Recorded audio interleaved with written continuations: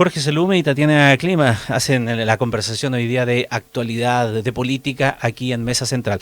Jorge, tu turno para la joyita que te harás también No, para hoy. mi joyita no es tan entretenida, no es tan internacional, ni tampoco tiene un impacto global como lo que sucedió con Bad Bunny en el Super Bowl. Es algo mucho más pedestre, pero ¿Ya? que creo que sirve como un punto de referencia para lo que viene para adelante. Y tiene que ver con un informe que se publicó en la tercera el día viernes, que pasó un poco colado, yo creo, de una consultora especializada en temas medioambientales que se llama Smart Compliance. ¿Ya? Básicamente, el informe de la consultora venía a rebatir, ¿ya?, las cifras que había dado a conocer el SEA en el informe anual del 2025. Básicamente, para explicar un poco, el SEA en el informe del cierre anual del 2025 dice: nosotros disminuimos los tiempos de tramitación de Ujú. proyectos medioambientales en alrededor de un 20-30%. Esta consultora va, toma todos los casos, que son alrededor de 2.900 casos, y concluye justamente lo contrario, ¿ya?, de que no se redujeron los tiempos en un 20 y 30% más o menos, sino que aumentaron los tiempos de tramitación, hasta a veces en un 38%. ¿Ya? Las principales diferencias están en los proyectos medianos, más que en los grandes. ¿Ya? Y después salió efectivamente el SEA con una réplica a decir que ellos habían tomado ciertos casos específicos. Acabo de ocupar un término que está un poco manoseado, pero habían hecho una especie de cherry picking. ¿Ya? Ya. Ahora, yo creo que esto no es, lo menciono no porque me quiera detener en este caso en específico, porque temas de cifras han ocurrido en todos los gobiernos. ¿Ya? Esta cuestión no es ni de izquierda ni de derecha. ¿Ya? Pero sí creo que es un buen botón de muestra para la importancia que tiene la fiscalización ciudadana respecto a lo que son los usos públicos, en este caso tiempo, gestión, y el impacto que tiene socialmente atrasos de proyectos que podrían generar empleo. ¿Ya? Y me recuerda un proyecto que se discutió alrededor del 2023, fue en el contexto de la segunda convención constitucional, que era un proyecto que creo que vale la pena revisarlo, que establecía que hoy día en el Parlamento, cuando se aprueba una ley, va adjuntada con un informe regulatorio y un informe fiscal. ¿Ya? Y este proyecto lo que exigía era que junto con esos dos informes hubiera un mandato para que se revisara periódicamente el impacto social, el retorno social que tenía el uso de recursos fiscales que estaban asociados a esa ley. ¿Ah? Hoy día hay muchas leyes que se aprobaron en los últimos 30 años que están estacionadas y que, como la cultura es tan dinámica y cambia constantemente, probablemente su impacto para el cual fueron configuradas en un inicio, hoy día quizás no se justifica o no cumple a cabalidad lo que se esperaba. Muchas de esas leyes quedaron aprobadas, fueron promulgadas, están siendo implementadas, y la verdad que no tenemos noción real del retorno social que tienen. ¿Ah? Entonces, cuando yo leí el informe, que venía a contradecir un poco las cifras del SEA, y me trajo a colación este proyecto, que creo que es un proyecto que se debiese revisar en algún minuto, porque creo que sería de gran utilidad saber si es que efectivamente los usos fiscales están teniendo un retorno para el cual fueron contemplados leyes que pueden ser que estén hoy día descansando en un cajón. ¿Ah? Claro, dice, es un tema que tal vez no es tan visible, pero que tal vez va a tener visibilidad ahora cuando asuma el nuevo gobierno, de que muchos esperan de que cosas como esta surjan con mayor habitualidad, es decir, reevaluaciones de lo hecho anteriormente y conclusiones muy diferentes a los mensajes últimos que está entregando esta administración.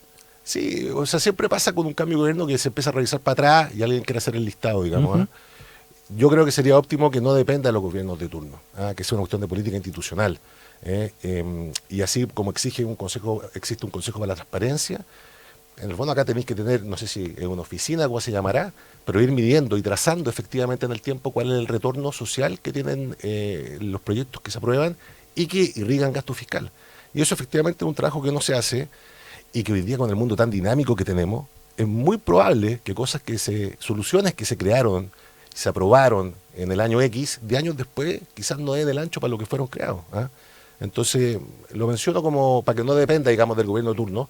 Muchas veces el gobierno de turno hace una selección bastante, bastante interesada de cosas a subrayar, ¿ah? Porque básicamente se busca la ganancia corta.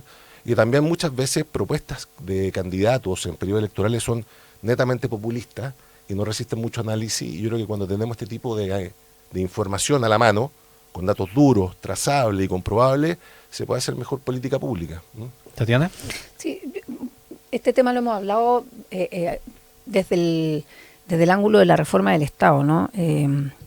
Y Jorge tiene un punto.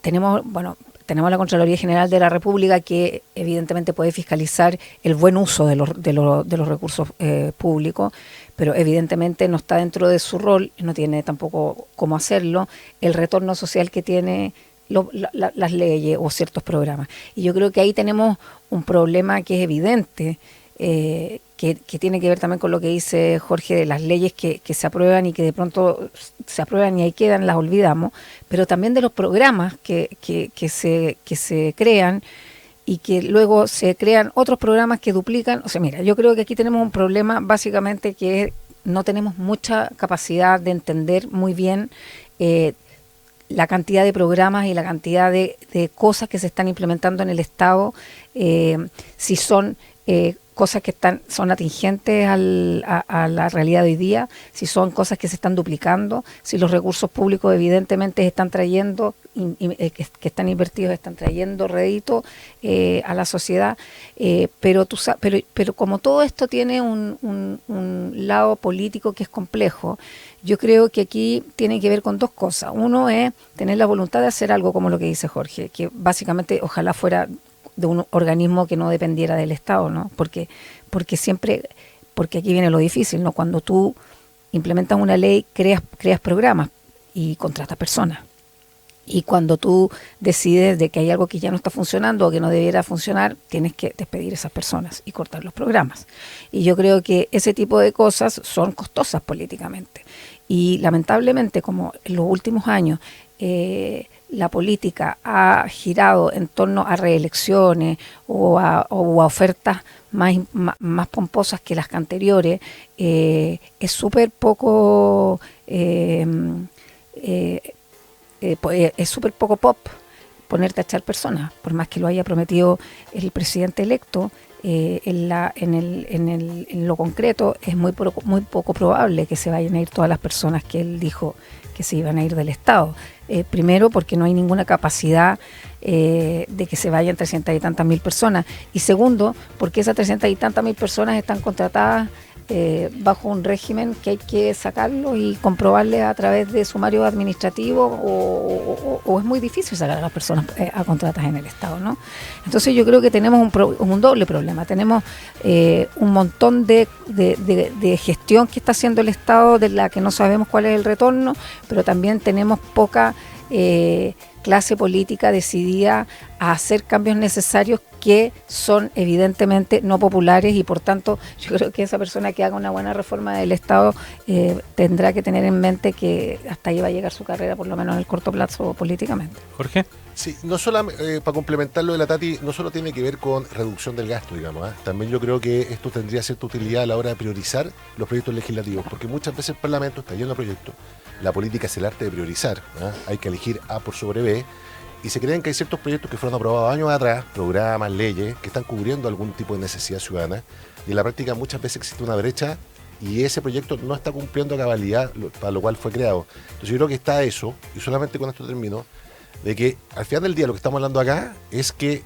tiene que ver con un malestar ciudadano respecto a la confianza en las autoridades porque se siente que no hay un delivery político respecto a las expectativas, ¿ya? Entonces hoy día, por ejemplo, se habla mucho de la emergencia en seguridad, emergencia en economía, emergencia en migraciones, pero la madre de todas esas emergencias es la emergencia política, que hace mucho tiempo se viene discutiendo a través de reforma del Estado o como queramos titularla, ¿ah? Entonces yo creo que eso es algo que para este gobierno, para cualquiera que venga, para los políticos en sí mismos, es un problema sin solución.